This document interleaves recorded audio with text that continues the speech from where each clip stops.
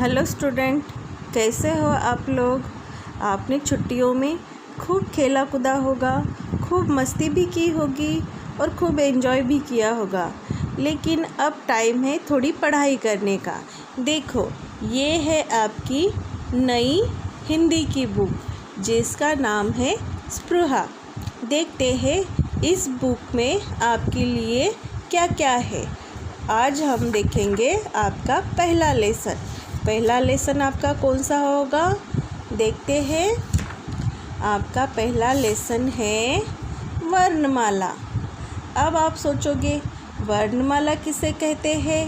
वर्णमाला किसे कहते हैं? जो वर्णों के व्यवस्थित समूह को वर्णमाला कहते हैं। वर्णों के व्यवस्थित समूह को वर्णमाला कहते हैं। अब वर्णमाला में अपन क्या क्या पढ़ेंगे। एक तो अपन पढ़ेंगे स्वर, अयोगवाह, व्यंजन, व्यंजनों का ये सब वर्गीकरण, और अरहित व्यंजन और असहित व्यंजन और संयुक्त व्यंजन, ये सब हम पढ़ेंगे। पहले स्टार्ट करते हैं अपन स्वर से। स्वर किसे कहेंगे?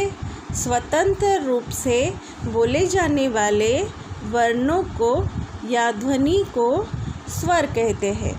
स्वतंत्र रूप से बोले जाने वाले ध्वनि को या वर्णों को स्वर कहते हैं।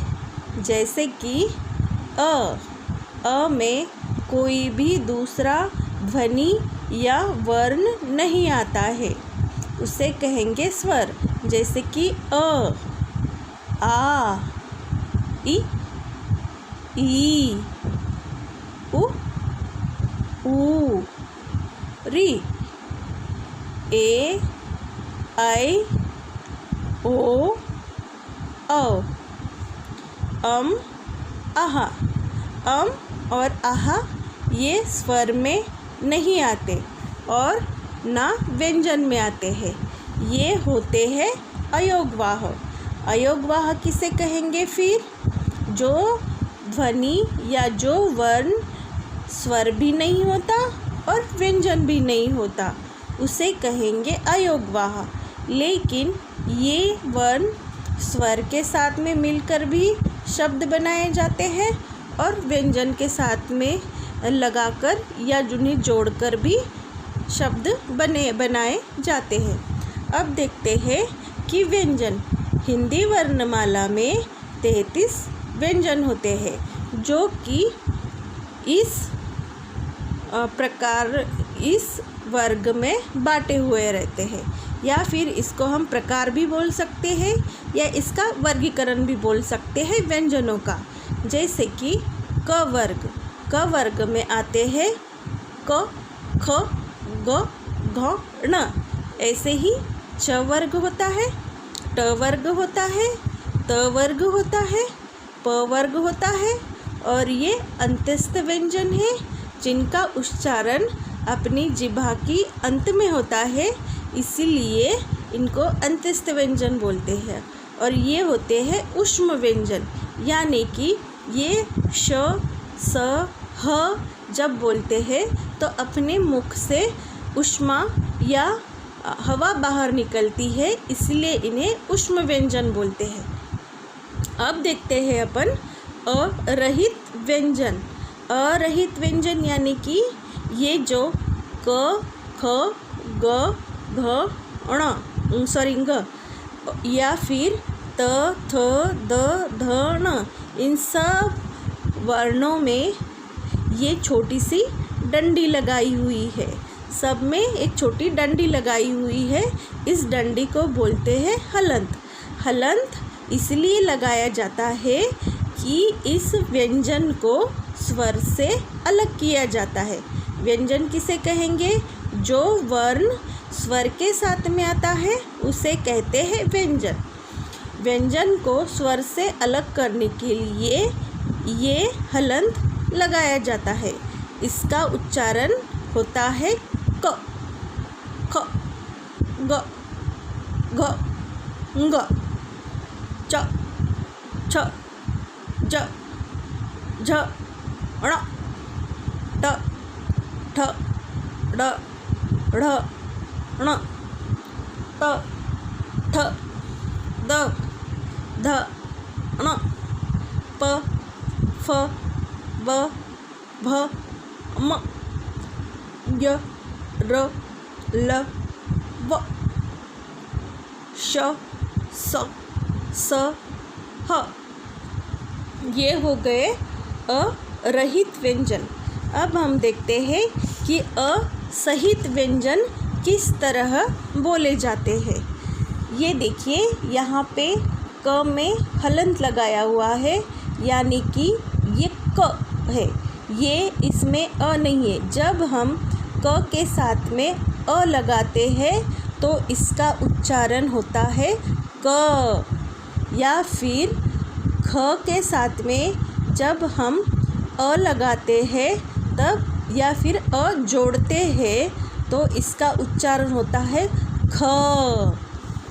तो इसको हम ऐसे बोल सकते हैं क, ख, ग, घ, ङ, च, छ, ज, झ, ण, ट, ठ, ड, ढ, ण, त, थ, द, ध, न, प, फ, ब, भ, म, य, र, ल, व, श, श, स, ह।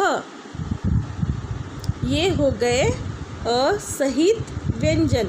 इसमें अ प्लस हो जाता है, इसके लिए इसको असहित व्यंजन कहा जाता है। और अब देखते हैं अपन संयुक्त व्यंजन। संयुक्त व्यंजन किसे कहेंगे? दो या दो से अधिक व्यंजनों के योग से बनने वाले व्यंजनों को संयुक्त व्यंजन कहा जाता है। दो या दो से अधिक व्यंजनों के योग से बनने वाले व्यंजनों को संयुक्त व्यंजन कहा जाता है। जैसे कि क्ष, त्र, ज्ञ, क्ष्र। अब क्ष